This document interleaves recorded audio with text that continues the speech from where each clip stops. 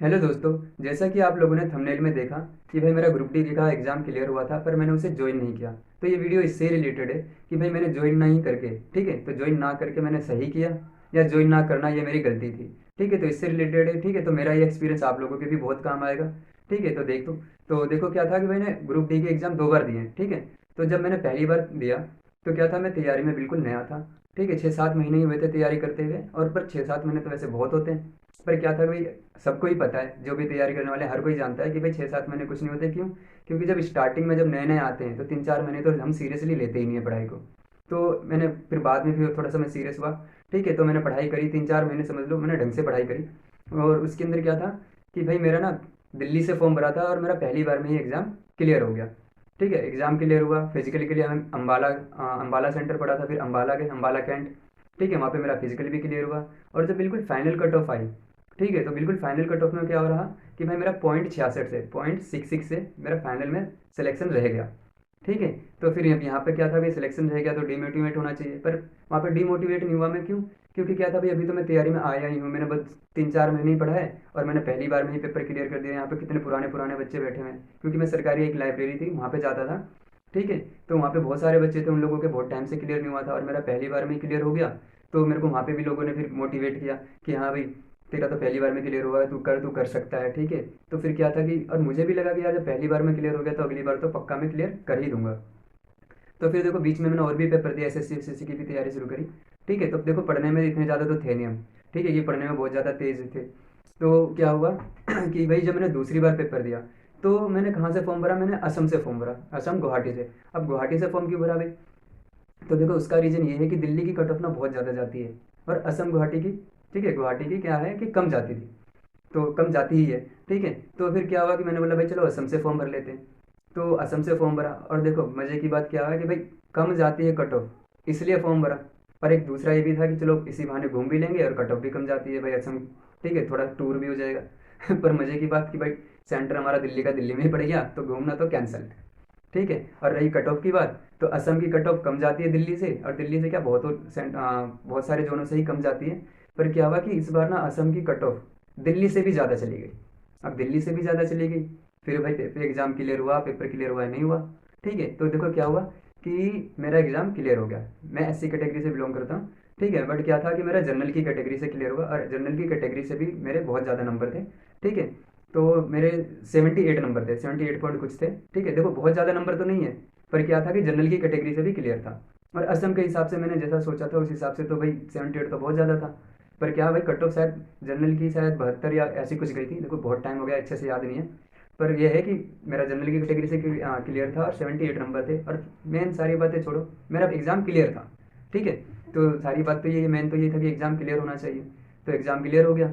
ठीक है, अब क्या हुआ भाई, फिर उसके बाद ना डीएसएसबी ने बीच में पिछले बहुत से 2012 13 14 15 के ऐसे बहुत सारे पेपर थे। ठीक है, तो जो पेंडिंग पड़े हुए थे, डीएसएसबी बोर्ड आप जानते ही हो कि कितना ढीला बोर्ड है। ठीक है, तो सॉरी, तो क्या हुआ कि भाई उन्होंने ना इकट्ठे पेपर लेना शुरू करे, कोई नया शायद वहाँ का जो मेन हेड था वो नया कोई आया था। ठीक है, तो उसने सारे पेपर पिछले करवाए। ठीक है, तो उसके अंदर क्या था, 4-5 पेपर हुए, तो उनमें से मेरे कुछ पेपर अच्छे चले गए। तो फिर ये हुआ कि जब ग्रुप डी का आया तो मैं फिर माइंड में ये था कि भाई मैं पढ़ने भी लग गया था। ठीक है, और मेन तो ये था कि देखो वैसे तो फाइनेंशियल कंडीशन बिल्कुल सही नहीं थी, पर ये था कि चलो भाई उस वक्त मैं देखो ट्यूशन पढ़ाता हूँ, ये जो पीछे आप देख रहे हो तो ये लाइब्रेरी है। ठीक है, मेरी ही लाइब्रेरी है। तो इधर लाइब्रेरी है, पीछे एक और कमरा है, उसके अंदर मैं क्लास भी लेता हूँ। ठीक है, तो मेरे पढ़ाई में बहुत सारे बच्चे लगे भी हैं, ग्रुप डी में भी, एसएससी में भी, रेल आपका डीएसएसबी में भी। ठीक है, हाँ, मानता हूँ मुझे देख के लगता नहीं है, कोई यकीन नहीं करता। ठीक है, अक्सर इसी चक्कर में लोग पढ़ने भी नहीं आते मुझसे, कि जैसे कोई बात करने आता है क्लास के लिए, फिर देखता है अरे ये क्या पढ़ाएगा, तो खुद ही बच्चा सा है। पर जब लोग देखते हैं वहाँ पे फ़ोटो लगी हुई कि हाँ भाई यहाँ पे तो बहुत सारे सिलेक्शन हुए हैं, पे दिल्ली पुलिस में भी हुए हैं, यूपी पुलिस में भी हुए हैं। ठीक है, और आपका रेलवे में हुआ है, डीएसएसबी में हुआ है, तो फिर थोड़ा सा उन्हें लगता है कि हाँ ठीक है। तो इसलिए क्या आता है कि जब मेरे पास ज़्यादातर बच्चे आते हैं तो वो उन लोगों के थ्रू ही आते हैं कि जब वो लोग प्रेफरेंस देते हैं कि भाई वहाँ पे जाके पढ़, हमने वहाँ से तैयारी करी थी। तो देखो क्या हुआ, मैं बता रहा था जो बात, कि उसमें बात ये थी कि भाई पेपर क्लियर हो गया, फिर डीएसएसबी के भी पेपर दिए थे, वो भी मेरे अच्छे गए थे। तो फिर मेरे माइंड में ये आया, ठीक है, कि भाई ग्रुप डी क्यों करनी है, जब इतने टाइम से तैयारी कर रहा हूँ, जब मैं डीएसएसबी का ये पेपर मेरा अच्छा गया है, क्लियर हो सकता है, तो मैं ग्रुप डी ही क्यों करूँ, और वैसे भी उस वक्त मेरा काम भी बहुत अच्छा चल रहा था। ठीक है, तो ये हुआ कि भाई काम भी सही चल रहा है। अभी लास्ट क्या था, जीडी का बैच था, तो उसके अंदर भी लगभग मेरे 12 बच्चे। ठीक है, देखो बहुत बड़ा बैच नहीं होता मेरे पास, ज़्यादा से ज़्यादा 15-20 बच्चे ही होते हैं। तो मेरे 12 बच्चों का क्या हुआ, उनमें सिलेक्शन हो गया, सबके 80+ नंबर थे, बस एक लड़की के साथ 74 नंबर थे, बाकी सबके 80+ नंबर थे। ठीक है, तो फिर क्या हुआ कि भाई, ये हुआ कि भाई नहीं, काम हम तो ठीक ठाक चल रहा है। अब ग्रुप डी जाके ज्वाइन करूंगा असम में, एक तो असम इतनी दूर, ठीक है, एक तो थोड़ी सी लैंग्वेज की भी प्रॉब्लम पड़ जाएगी, फिर असम में जाके रहूंगा, तो फिर ग्रुप डी का काम करूंगा तो एक तो दिन भर जाके काम करूंगा मैं। ठीक है, फिर सुबह भी खाना बनाऊंगा अपने लिए, शाम को भी खाना बनाऊंगा, एक तो खाना बनाना आता नहीं। ठीक है, तो चलो वो तो सीख जाते हैं, पर सुबह भी खाना बनाऊंगा, शाम को भी बनाऊंगा, दिन भर काम करके थका हुआ आऊँगा। ठीक है, तो फिर किसका पढ़ने का मन करेगा। और अक्सर ये भी सुना है, और ये होता ही है कि भाई जिसकी जॉब लग जाती है तो अक्सर भाई ज़्यादातर, ज़्यादा से ज़्यादा, ठीक है, ज़्यादा से ज़्यादा लोग तो क्या है, पढ़ते ही नहीं है। समझ लो 90% या 95% लोग तैयारी करना छोड़ देते हैं। ठीक है, कुछ ही लोग होते हैं जो जॉब लगने के बाद भी तैयारी करते हैं। तो मेरे माइंड में आया कि यार जब मैं खाना भी बनाऊंगा, ठीक है, सुबह का खाना बनाया, फिर दिन भर काम करके आया, फिर रात का खाना बनाया, फिर कपड़े भी धोने, बर्तन भी धोने, तो मैं पढ़ूंगा कब। और फिर भाई बहानेबाज तो मैं वैसे ही आलसी एक नंबर का। ठीक है, तो फिर मैंने यही सोचा कि यार नहीं, जब डीएसएसबी का क्लियर हुआ है तो डीएसएसबी ही करेंगे, और बाकी क्या है, जब तक थोड़ी सी और तैयारी करते हैं, ठीक है, और सीजीएल निकालेंगे। तो यही सोच के मैंने जाके भाई ज्वाइन नहीं करा, क्योंकि क्या था कि भाई ग्रुप डी में कितनी सैलरी मिलती है वहाँ पे, 27 से शायद 27,000 या 30,000 के आसपास में मिलती है। अलग अलग जगह का कुछ अलग अलग अलाउंस के अकॉर्डिंग होता है, तो 27 से 30,000 के आसपास स्टार्टिंग में मिलती है। तो उस वक्त ना क्या था कि मेरा ट्यूशन बहुत बढ़िया चल रहा था, तो मैं ट्यूशन से ही कमा ले रहा था। तो मैंने बोला यार मैं तो वहाँ जाऊँगा, फिर वहाँ रहूँगा, ठीक है, फिर वहाँ का किराया भी तो देना पड़ेगा, किराया भी दूंगा, फिर खाने होने का खर्चा वो अलग होएगा, राशन अलग से खरीदूंगा। तो मैंने बोला ले दे के मैं जब 10-15 हज़ार ही वहाँ पे मैंने जाके बचाने हैं, ठीक है, क्योंकि किराया विराया खाना पीना ये सब लेके 10-15 हज़ार ही बचाने हैं। फिर ऊपर से क्या है भाई कि दिन भर थका हुआ खाना वाना बनाया, तो फिर बहाना मिल जाएगा ना पढ़ने का कि थक गया यार, नहीं हो रहा पढ़, ऐसा नहीं हो रही पढ़ाई। तो मैंने यही सब सोचा कि यार फिर तो मैं पढ़ने से रहा, ठीक है, मैं तो फिर पढ़ाई करूँगा नहीं, और फिर घर वालों से भी दूर, कभी घर वालों से दूर रहा ही नहीं। तो मैंने बोला कि नहीं, मैं इधर ही दिल्ली में ही जॉब लूँगा, डीएसएसबी की जॉब क्या है दिल्ली में ही लगती है, ठीक है, सेंट्रल की जॉब होती है, सैलरी भी बढ़िया, डिपार्टमेंट भी बढ़िया। तो मैंने यही सोचा कि चलो डीएसएसबी ही करेंगे, तो ये वजह थी कि मैंने वो जॉब ज्वाइन नहीं करी। ठीक है, अब रही बात कि भाई वो ज्वाइन ना करके तो मैंने सही किया या गलत किया। तो देखो यहाँ तक, जहाँ तक मैं बताई अभी तक आपने स्टोरी सुनी, तो यहाँ तक तो मुझे भी लगता है कि भाई मैंने ठीक करा। ठीक है, और यहाँ तक मैं मानता हूँ कि हाँ मैंने सही सोचा था। अब आप क्या सोचते हैं ये आपके ऊपर डिपेंड करता है। ठीक है, सॉरी। पर देखो क्या हुआ कि फिर ना उसी टाइम पे, ठीक है, लगभग 1 या 1.5 महीने बाद ही क्या हो गया भाई, ठीक है, कोरोना आ गया। ठीक है, कोरोना आ गया क्योंकि मेरा मतलब डीएसएसबी के रिजल्ट से पहले। ठीक है, तो क्या हो गया, कोरोना आ गया। ठीक है, अब कोरोना आ गया तो पेपर मेरा डीएसएसबी का क्लियर हो गया था। ठीक है, 51-13 पुरानी पोस्ट थी, वो क्लियर हो गया था। तो जब बिल्कुल तैयारी स्टार्ट भी नहीं करी थी तभी फॉर्म भर दिया था, किसी ने भाई ने भरवा दिया था। ठीक है, तो वो फॉर्म था 51/13, पुरानी पोस्ट थी, मेरा उसमें नंबर भी आ गया।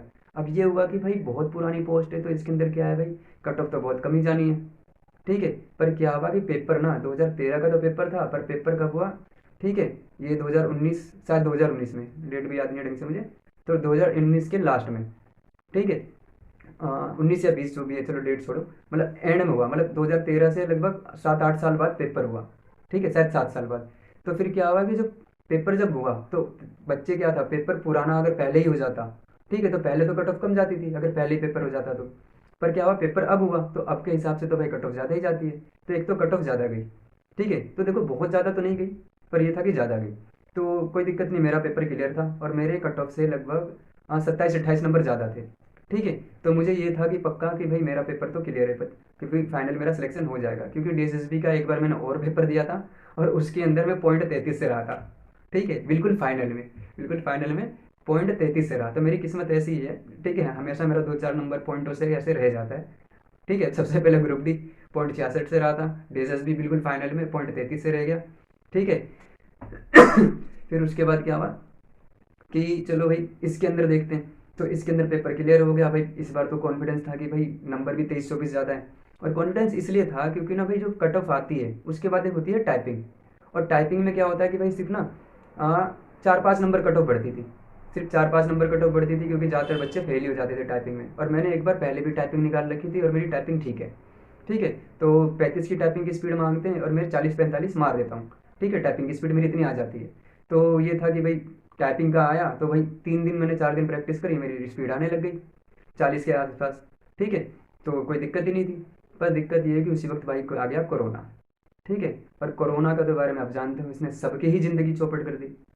ठीक है, और मेरी तो अच्छे से ही चौपट कर दी। क्यों?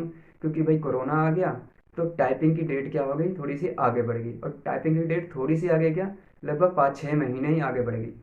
तो यार टाइपिंग की डेट अब ये था कि रिजल्ट आ चुका था, तो जो जो पास थे वो सब क्या करें, टाइपिंग में लग गए।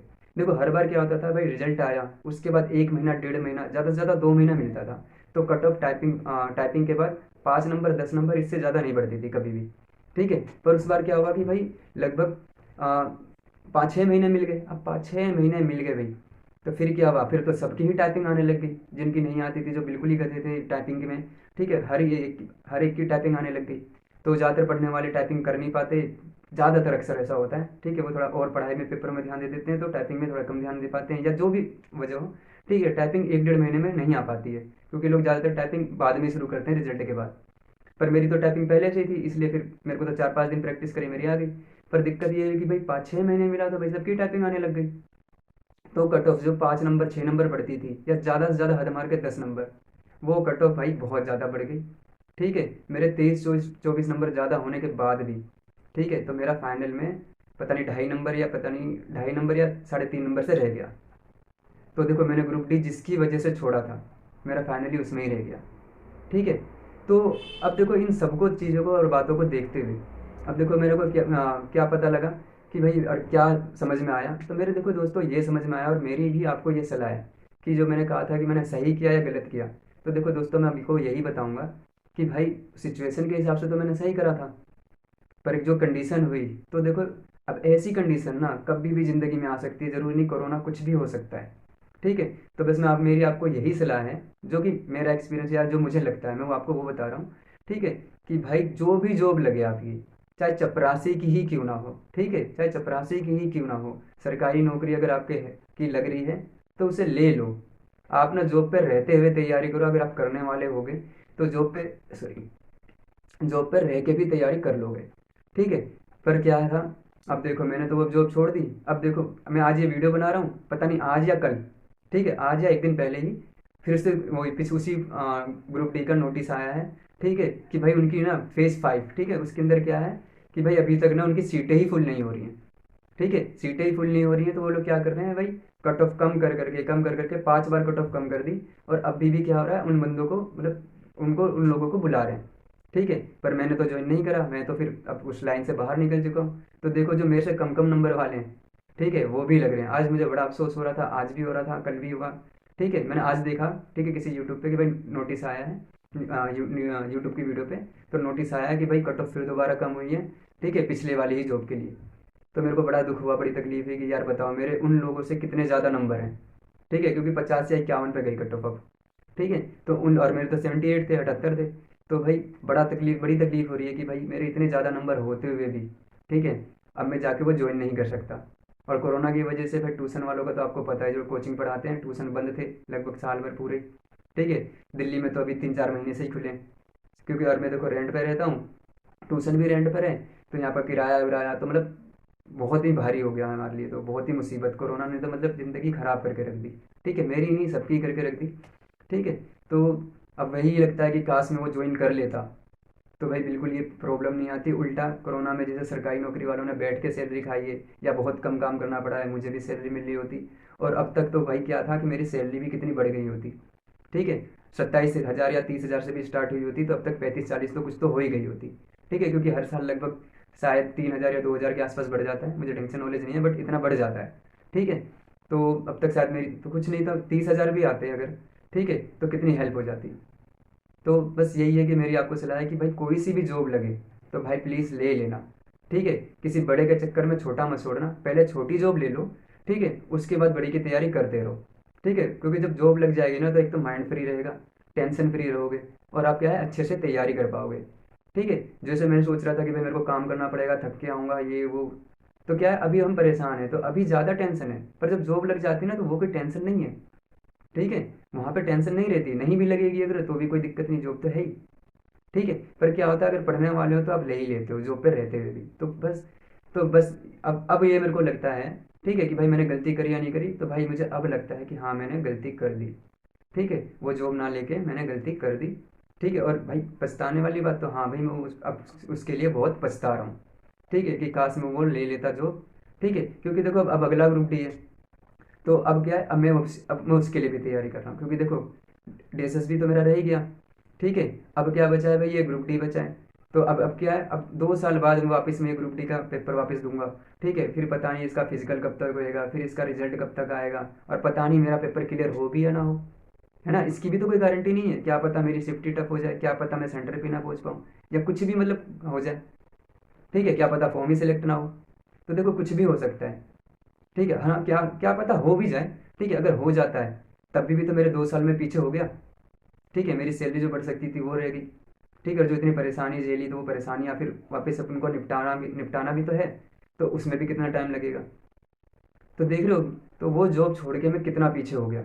ठीक है, तो जहाँ मैं 2 साल आगे होता, ठीक है, और आराम से खुश होता। ठीक है, वहाँ क्या है, मैं 2 साल क्या लगभग 4 साल पीछे हो गया, क्योंकि 2 साल तो भाई पीछे जॉब नहीं करी।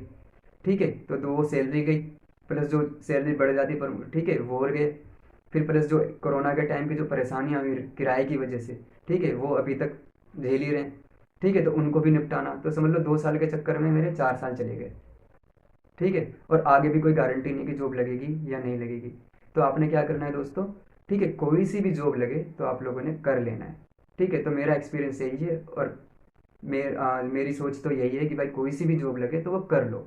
ठीक है, उसके बाद फिर अपने आगे की तैयारी करते रहो। तो बस मैं ये कहूँगा कि अच्छे से तैयारी करो। ठीक है, तो देखो जो मैं ग्रुप डी के लिए पढ़ रहा हूँ, ठीक है, तो मैं ना उसके नोट्स भी बनाता हूँ। तो मैं क्या करता हूँ, जो कलेक्ट करके, ठीक है, जैसे कि क्या होता है, जो अक्सर कंफ्यूज करने वाले वर्ड्स होते हैं या जीके होती है, कि भाई इन दोनों में कंफ्यूज हो जाते हैं, तो मैं कोशिश कर रहा हूँ कि उनको इकट्ठे लिखूँ। ठीक है, तो मैं उनको इकट्ठे लिख के सिस्टमेटिक ढंग से पढ़ रहा हूँ, खासकर साइंस। ठीक है, तो मैं उसमें से क्या है कि कुछ वीडियो ना अपलोड भी करता जा रहा हूँ। तो अगर आपको लगता है कि हाँ भाई आपके काम की है मेरी वीडियो देखना, अगर आपको लगता है कि काम की है तो वो आप लोग भी देखो। ठीक है, और जॉब लो। और देखो ग्रुप डी ना इस बार का बहुत बढ़िया है, क्योंकि देखो पिछली बार क्या था, वैकेंसी कम थी, इस बार तो 1 लाख से भी ऊपर है। और क्या है, पिछली बार की कम होने के बाद भी, और वेटिंग कितनी थी, 50% थी। 50% वेटिंग के बाद भी अभी तक ज्वाइनिंग हो रही है भाई, अभी तक उनके बंदे पूरे नहीं हो रहे। और इस बार तो 100% वेटिंग है। ठीक है, पूरे के पूरे 100% वेटिंग। तो सोचो, यानी कि क्या है, कट ऑफ बार बार कम होकर ही जाएगी, तो ना जिसको लगता है कि पता नहीं मेरे से क्लियर होगा नहीं होगा, जो पुराने खिलाड़ी हैं, जो पुराने बच्चे हैं मतलब, ठीक है, और जो नए बच्चे हैं कि भाई अभी तो मैं नया हूँ मेरे से होगा नहीं होगा, तो भाई पेपर जरूर दो। ठीक है, अभी भी 2 ढाई महीने हैं जो भी हैं। ठीक है, तो पेपर देने जरूर जाना। ठीक है, क्योंकि क्या पता भाई 40 40 50 50 नंबर पे ही लग जाए, इस बार तो वैकेंसी भी ज़्यादा और क्या है, वेटिंग भी 100% की है। ठीक है, तो ये मौका, और ये ऐसी इतनी ज़्यादा पोस्ट पता नहीं अगली बार आया ना आए, क्योंकि आप लोगों को पता है सब कुछ तो प्राइवेट हो रहा है। तो इससे अच्छा मौका आप लोगों को मिल नहीं सकता। तो जो अगर पढ़ाई नहीं कर रहे हो तो पढ़ाई करने लग जाओ। जो भाई लोग क्या कहते हैं भाई जॉब कर रहे हैं और तैयारी के लिए टाइम नहीं दे पा रहे, तो वो भी चाहे तो रात में आने के बाद, जॉब से आने के बाद 1 1 2 2 घंटा 3 3 घंटा जो भी रात में कर सकते हो, सुबह उठ के पढ़ लो, रात में पढ़ लो, पढ़ाई करो। ठीक है, क्योंकि इससे अच्छा मौका आप लोगों को नहीं मिलेगा भाई, इतनी ज़्यादा वैकेंसी शायद फिर कभी ना निकले। ठीक है, क्योंकि जिस टाइप का आजकल माहौल है, या जिस टाइप से प्राइवेट हो रही है सारी, भाई डिपार्टमेंट सारे प्राइवेट हो रहे हैं। तो बस आप लोगों ने क्या करना है भाई, ठीक है, तो तैयारी करो, बस जम के तैयारी करो, और जो भी जॉब होती है, क्या काम है ना, चाहे चपरासी की ही हो, सरकारी नौकरी है तो ले लो भाई। ठीक है, लाइफ सिक्योर हो जाएगी। ठीक है, फिर उसके बाद अपना अच्छे से तैयारी करते रहना।